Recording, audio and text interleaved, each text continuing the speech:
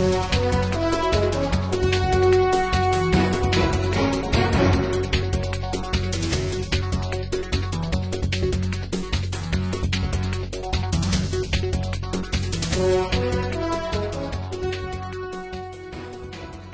I'm Rich Lee from the Hall Institute of Public Policy, and welcome to the Hall Institute Forum.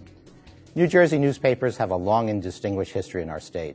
The print media also has been especially important throughout New Jersey's history, largely because the electronic media, television, and radio tend to be dominated by the major media markets to our north and to our south, New York and Philadelphia.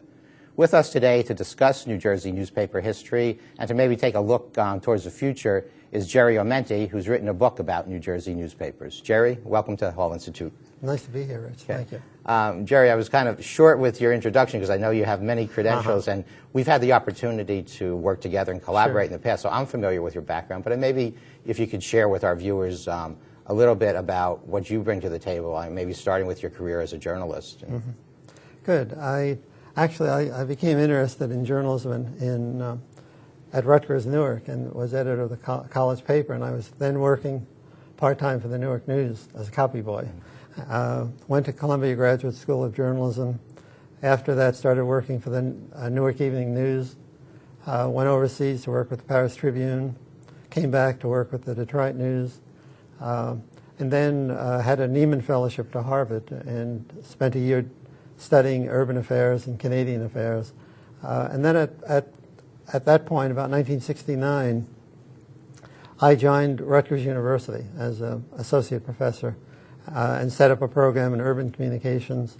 Eventually, that became a separate department of journalism and media studies. I also created something called the Journalism Resources Institute, and that trained about 14,000 journalists during the time I was there. So over the years, we've done a lot of work with the journalists in New Jersey and then in the region, and then more recently, from 1989 on, I've been overseas about 160 times working with journalists from Central and East Europe, from Russia, from the Balkans, from Western Europe, Latin America. I just came back from Kosovo last week. I'll be going to Beirut at the end of the month. And basically have had a really nice combination of being a working journalist at the same time coming to the university and ending up as chair of the department and then the director of the institute. Yeah, that's great. I think whenever someone can combine the professional, practical experience with the academic background, the students benefit. Something that you mentioned, way back when you were a copy boy, and I mean, in looking at your book, there was kind of a funny story about how you actually maybe got it into your blood to be a journalist. I think you ended up in the center of some story. Well, there are two things. One is that I was an English literature major and a French literature minor, and I didn't know what I was going to do with this. And I went to an English club picnic, and they said, well, why don't you start writing stories for the paper? And I went to down to Camp Kilmer to interview Hungarian refugees who were part of the whole revolution of 56, 57 in that period. That got me into it. I think the story that you're thinking of, when I was at the Newark News as a copy boy, I went out on Market Street every night. Yeah. That was my chore, to go out and get coffee and donuts and then hope I could get paid for it when I got back. There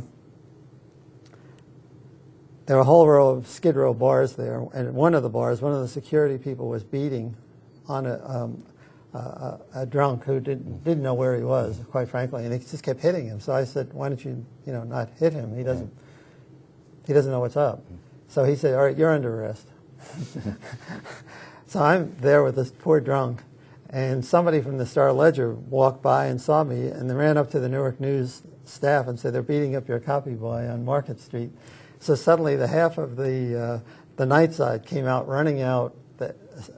Two of the editors, the copy readers, the reporters, they called for a photographer first to make sure that they would get a picture of this. So that was my little first experience with the vagaries of press power. Yeah, there's a lot of marvelous stories like that in your book. But just going back to when you made the switch, and I don't know if it was a black and white thing from being a journalist to being an academic. What attracted you to to go that route, to start working with students? Well, I think the thing that there had been one occasion before when I had an offer to teach at Rutgers, and I had gotten to know Mason Gross very well, who was the president of the university. But at that point, I said, no, I still want to keep working as a journalist. I think it was the year at Harvard that really got me thinking that I really like a university atmosphere, and I like working with students. So luckily, I was able to continue doing my writing. I've written 5 books since then, done a lot of magazine work. So the shift in journalism was away from daily journalism. But the real opportunity was working with young people. I mean, I really, I probably have maybe 35, 40 years now of experience with working with former students who are now professionals. Yeah. That whole opportunity to create new programs, to sort of follow the flow of journalism as it changed, and certainly, we'll be talking more about this, but where it is now in terms of major change. But each step along the way, the university was a wonderful environment for this, to try this out. Yeah, I remember I went to a panel that you put together about a year or so ago, where you had a number of your former students there, and I could see the great respect they had for you, but also I could see a lot of pride that you had, that you were sitting there with people who were now working for MSNBC, Wall Street Journal, some of the other major news organizations. Well, I'd like to talk a little bit more about that. We're going to take a short break now, but when we come back, we're going to spend a few minutes, talking about this book that you've written on New Jersey newspaper history. So we'll be back shortly. Thank you.